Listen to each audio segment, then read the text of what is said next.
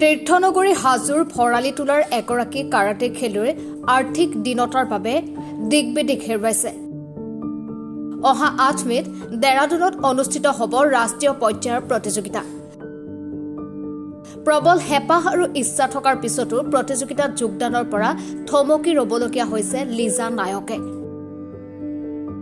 এটাৰ পিছত আনটো পদক আজৰি অনা লিজা নায়কৰ একমাত্ৰ প্ৰত্যাহ্বান হিচাপে থিয় দিছে আৰ্থিক দুৰাৱস্থাই।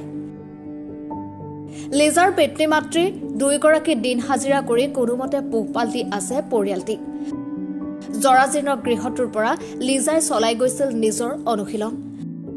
আৰ্থিক অনাটনৰ বাবে ৰাষ্ট্ৰীয় পৰ্যায়ৰ প্ৰতিযোগিতাত লিজাৰ অংশগ্ৰহণত বাধাৰ সৃষ্টি কৰিছে। দৰিদ্ৰ পৰিয়ালৰ কোনো খেলুৱৈ যাতে আৰ্থিক দিনতাৰ বাবে আধাতে তেওঁলোকৰ প্ৰতিভা সামৰিবলগীয়া নহয়, ইয়াৰ বাবে এটা ব্যৱস্থা ল'বলৈ চৰকাৰলৈ আহ্বান জনাইছে লিজাৰ মাতৃয়ে। কাৰাটে এছ'চিয়েশ্যন উকা আছাম, মই এবাৰ নেশ্যনেলত যাবৰ কাৰণে সক্ষম হৈছোঁ। দেৰাদুনত যাম এবাৰ নেশ্যনেল খেলিবৰ কাৰণে। তাৰ কাৰণে ঘৰৰ সমস্যা, যাব পাৰোঁ নে নাই তাত ঠিক নাই বাৰু।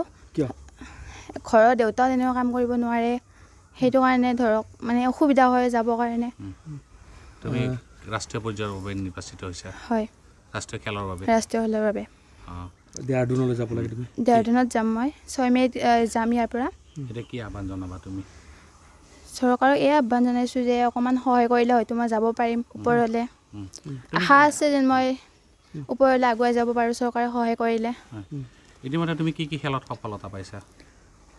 তুমি যিখিনি খেলিলা, ক'ত খেলি কি পদক আজুৰিলা? মই কটন কলেজ পাইছোঁ, গ'ল্ড পাইছোঁ 3টা, চিলভাৰ পাইছোঁ 1টা, আৰু দেৰাদুনত চিকোকাই অল ইণ্ডিয়া চেম্পিয়নশ্বিপত মই পালোঁ, চিলভাৰ মেডেল পাবলৈ সক্ষম হৈছোঁ। আৰু এনেকৈ পাইছোঁ মই লখিমপুৰত 4টা গ'ল্ড পাইছোঁ।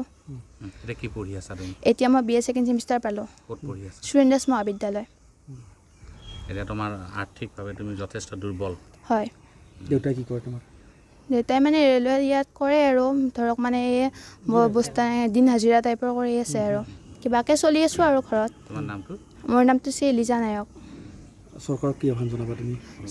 চৰকাৰক এই আহ্বান জনাইছোঁ যে হৈছে আপোনালোক যথেষ্ট আৰ্থিকভাৱে দুৰ্বল, কি ভাবিছে এতিয়া? আৰ্থিকভাৱে দুৰ্বল ছোৱালীজনী তাৰমানে যিবিলাক মানে গৈছে গোটেই চবতে মেডেল আনিছে তাই, নেশ্যনেল নৰ্থ ইষ্ট আৰু মানে নেশ্যনেল নৰ্থ ইষ্ট আৰু ষ্টেট মানে প্ৰত্যেকটোতে তাই আনি আছে মেডেল।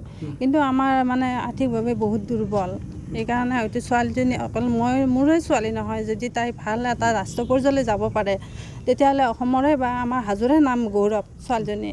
গতিকে আমি কিছুমান আৰ্থিক অভাৱৰ কাৰণে ছোৱালীজনী আগুৱাই নিব পৰা নাই, সেয়েহে মানে চৰকাৰক অনুৰোধ জনাইছোঁ বাঢ়ি অহা ছোৱালীজনীক ভাল খেলে, তাই বহুত অভাৱৰ কাৰণে পিছ পৰি আছে। গতিকে চৰকাৰৰ সহায় সহযোগিতা পালে হয়তো ছোৱালীজনী বহুত আগবাঢ়ি যাব পাৰিব।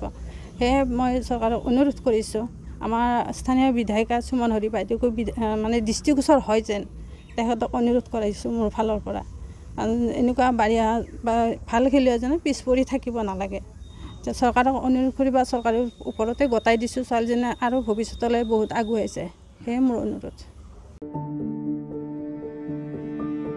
হাজোৰ পৰা মৃদুল মজুমদাৰৰ ৰিপৰ্ট, এনি Bharat 24। Join BSc Nursing and GNM at St. Martha Institute of Nursing, Guwahati under SM Group of Institutions.